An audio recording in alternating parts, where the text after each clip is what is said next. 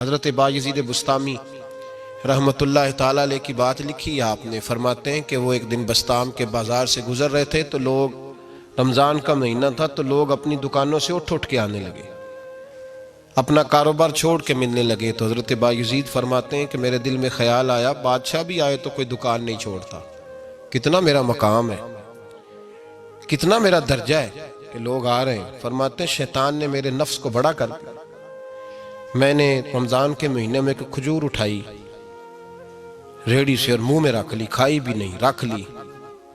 لوگ کہنے لگے دفع کرو، یہ بھی کو بلی ہے، روزہ ہی نہیں رکھا ہوا۔ فرماتے ہیں لوگوں نے مجھے برا کہا، میں دنیا سے ٹوٹ گیا پر میرا اپنے رب سے رشتہ مضبوط ہو گیا۔ میں اس دن جا کے رویا اس کی بارگاہ میں۔ تو یہ جو ہے نا تعریف کا چکر، شیخ سعدی فرمایا کرتے تھے لکڑی کو گھن کھاتی ہے اور بڑے لوگوں کو تعریف کھا جاتی ہے۔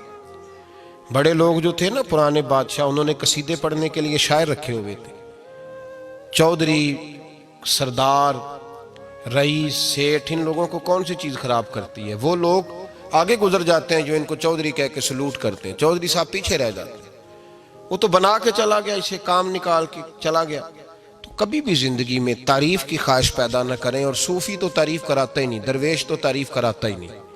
وہ کہتا ہے مجھے بندوں کی تعریف سے کیا غرض، میں نے تو وہ والی تعریف کرنی ہے جو میرا رب میری کرے گا۔ آخرت کی طرف توجہ، تو تعریف پر غور نہ کریں،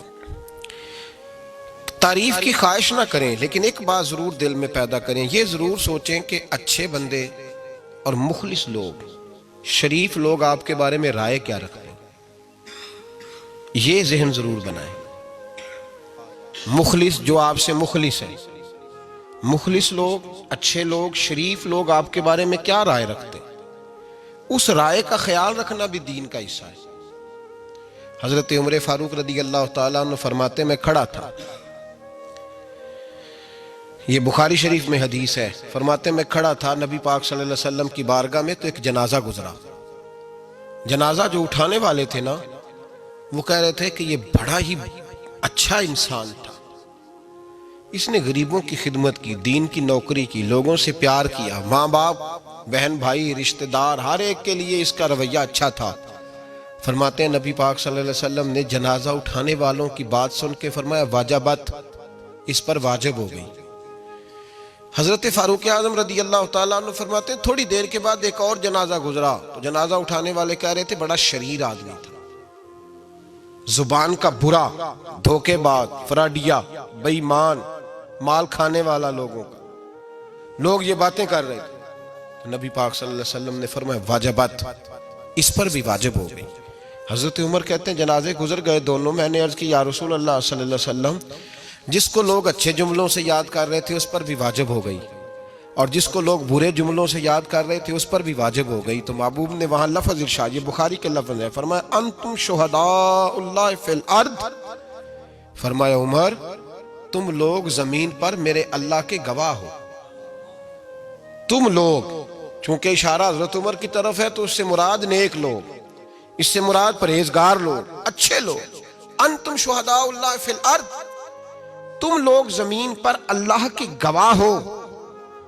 فرمایا جس کو جنازہ اٹھانے والے لوگوں نے کہا کہ یہ بندہ اچھا تھا، تو میں نے کہا واجبت، اس پر جنت واجب ہو گئی۔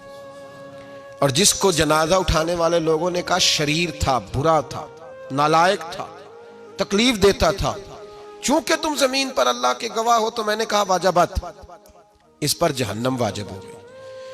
اپنے مخلصین کے بارے میں ضرور یہ خیال کریں کہ ان کی آپ کے بارے میں رائے کیا ہے۔ رائے، اچھے لوگوں کی رائے، ہمیشہ مخلصین کی رائے۔ ایک درویش نے ایک عجیب بات لکھی ہے، ہمارے یہاں کہا جاتا ہے نا زبان خلق کو نکارہ خدا سمجھو، اس سے مراد ہر آدمی کی رائے نہیں ہوتی۔ بہت سارے لوگ تو حسد میں آ کے بھی باتیں کرتے ہیں، ان کی رائے یہاں مقصود نہیں، مخلصین کی، خیر والے لوگوں کی۔ اچھے کچھ لوگ تو ایسے ہوتے ہیں جن کی کسی کے بارے میں بھی رائے ٹھیک نہیں ہوتی، وہ جب بھی بات کرتے ہیں یا حسد کی بنیاد پہ کرتے ہیں یا بغض اور کینے کی، ان کی بات نہیں۔ لیکن باقی جو خیر والے لوگ، مثبت جو طبقہ ہے، جو اچھی سوچ کا حامل، وہ ہمیں پتہ ہوتا ہے کون سا بندہ کس طرح کا۔ ایک درویش کہتے ہیں کہ ایک دفعہ طوفان آ گیا ہماری بستی میں، تیز طوفان۔